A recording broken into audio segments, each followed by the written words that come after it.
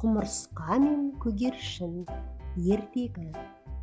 Қызықты қазақша ертегілерді жіберіп алмас үшін арнаға тіркеліп, қолдап отыруды ұмытпаңыздар. Бір күні шөлдеген құмырсқа су ішуге өзенге келеді. Ол биік талдың жапырағына шығады.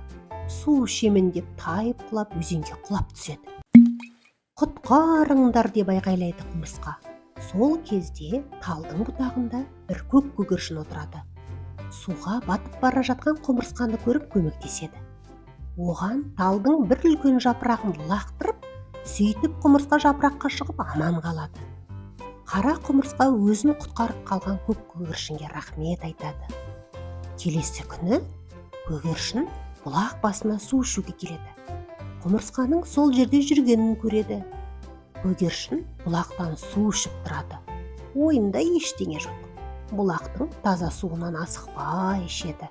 Жақсылап шөлін қандырады.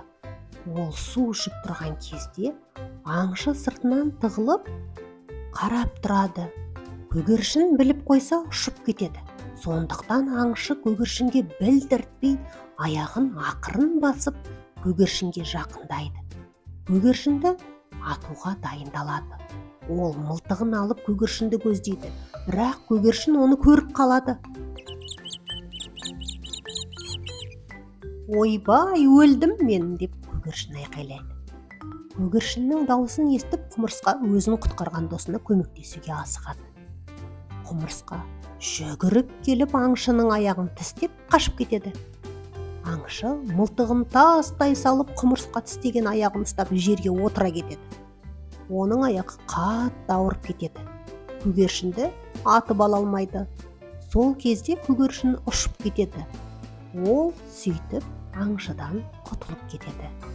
Екі дос бір-біріне осылай көмектесіп жүреді екен.